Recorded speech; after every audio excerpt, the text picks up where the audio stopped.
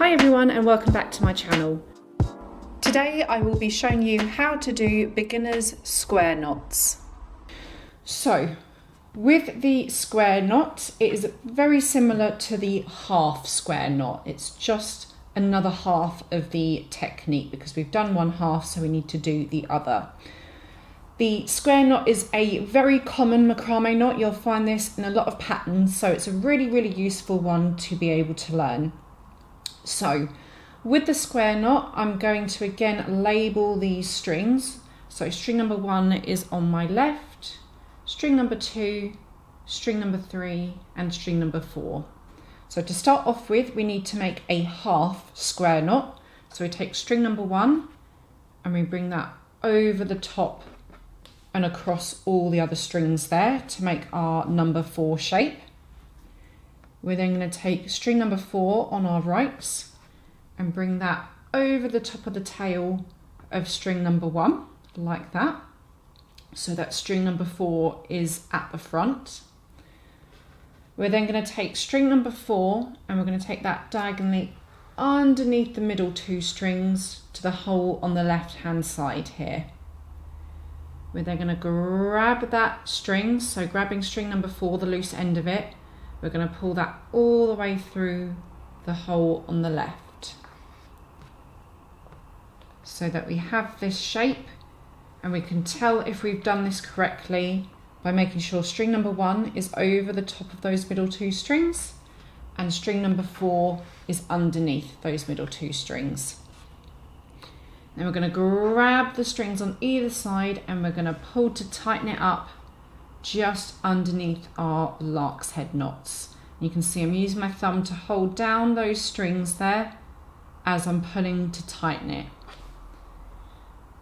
We need it to be a medium amount of tension because we don't want it getting all tangled here and we don't want it so loose that it's going to come undone. So a medium amount of tension when you're pulling it. And you can see there that we've made a half square knot, so it's a horizontal line going over the middle 2. So to finish the square knot, we need to do the same technique in reverse. So we make a backwards number 4 this time. So to do that, we need to start with string number 4 on our right, and we're going to bring that over the top and across the other strings there. So you can see it looks a bit more like a backwards number 4 this time. Then we're going to take string number 1 on our left and bring it over the top of the tail of string number 4. So you can see again, I'm using my hand to place it over string number 4, and then string number 1 comes over the top of my hand. So now that string number 1 is at the front, we now do the kind of mirror image of what we did before. So we're going to take string number 1 and it's going to come diagonally underneath the middle 2 to the hole on the right here. Again, I'm holding it in between my 2 fingers and I'm going to grab the loose end of string number 1 and I'm going to pull it all the way through the hole on the right. So we're back to this odd shape again. The only difference this time is that string number 4 is over the top of the middle 2 and string number 1 is underneath the middle 2. Again, we're going to grab those 2 strings on either side and we're going to pull to tighten it just underneath the first half of that square knot. And what you're going to get is this box shape. So it's 2 horizontal lines and one kind of lump here, this bump on the left hand side. And this box looks a bit like a square, and that's where it gets its name from. It looks a bit like a square there, so the square knot. So 2 horizontal lines equals 1 square knot. You make a forwards 4 followed by a backwards 4. So I'm going to do that again. We're going to start from the beginning, taking string number 1, taking it over the top and across.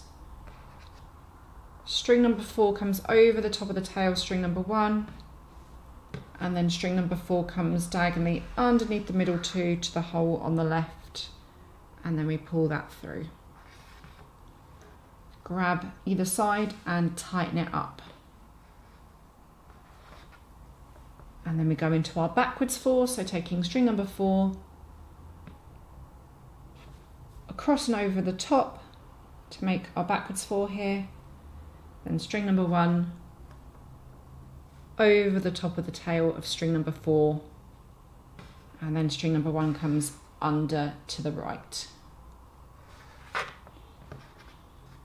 So if you were to make a consecutive line going down vertically, what you're going to get is this kind of like ladder. It makes like a chain. Sometimes it looks a bit like shoelaces here. So you can work your way down making consecutive square knots. To make sure that the square knot stays nice and neat, we want to make sure that these middle 2 strings, the filler strings, stay flat and side by side. We don't want them going over the top of each other and getting tangled up. So what I do, I either use my thumb to hold them down when I'm tightening it up, or sometimes I use a bit of masking tape.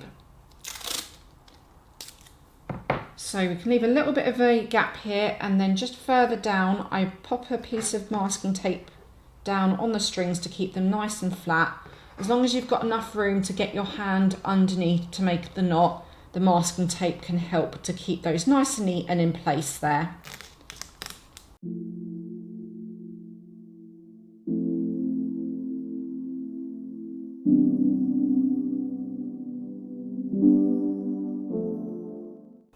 Now what can happen with the square knot is that we can easily get distracted, and we can sometimes get confused whether we're doing a forwards 4 or a backwards 4. So I found a little tip that's really helpful. So what I do, anytime that I get lost, I just stop. I then count up the horizontal lines here, and I like to think of them as little steps in the ladder that I'm making. So I count up my horizontal lines, and then the next horizontal line that I'm about to make, that is the key number here. So we'll take mine for an example. So I've got 2, 4, 6, 8 horizontal lines. So I'm about to go onto horizontal line number 9, and that is the key number. So because number 9 is an odd number, that's going to be a forwards 4. If it was an even number, so when I go on to number 10 in a few minutes, it's going to be a backwards number 4. So odd is forwards, even is backwards, and that can help to keep us on track. So because number 9 is odd, I'm going to do a forwards 4.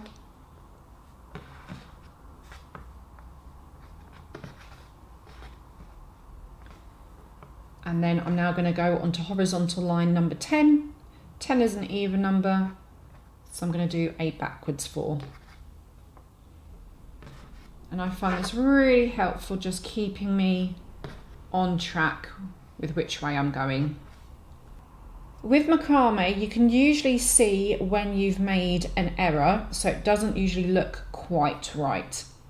So if at any point you do make an error, just undo that knot that doesn't look right, and then go from there. So what you would need to do is undo the knot that doesn't look correct, and then we're going to count up the horizontal lines, and then hopefully that should get you back on track. Because what can happen sometimes, you might end up doing 2 forwards 4s or 2 backwards 4s, and then it looks a little bit off there, so it doesn't really follow this pattern. So anytime you make a mistake, just stop what you're doing, undo that knot, and then count up your horizontal lines. And then remember, odd is forwards, even is backwards, and hopefully that should get you back on track there. Another mistake that could happen is the tension and consistency of tension. So like I've done with the half square knot, tension is key, and we're always looking for kind of like a Goldilocks situation, so a medium amount of tension. But the most important thing is just to keep it consistent. So if you do want to do looser knots or tighter knots, just make sure that you're being consistent with them. So I will show you what happens if you're not. So I'm going to make this next one looser than I normally would.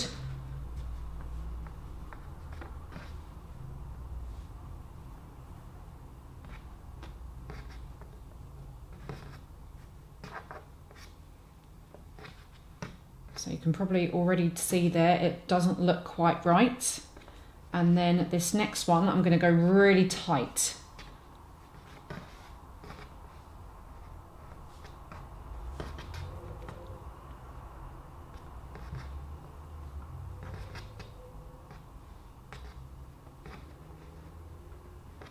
And then if I go back to my normal, the medium amount of tension,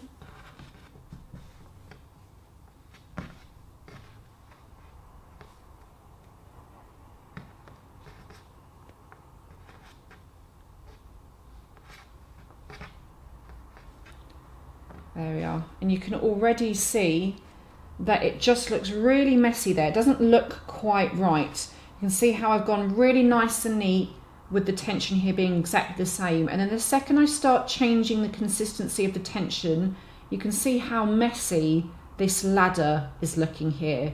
So it really is about practicing that consistency, and that's what's going to help with your knots. Thankfully with macrame, it's actually quite a forgiving craft, so you can usually pretty easily just go back into it and undo your knots if you're not happy with them. I know with some crafts it can take hours to fix a mistake, or it can be too late before you realise that you've made a mistake. But with macrame, you can see it pretty quickly, and it's usually a relatively easy fix. There we are, and I'm back on track again, so I could just stop, count my horizontal lines and continue from there. For more how-to craft videos, hit like and subscribe below. Thank you so much for watching, and I will see you in the next one.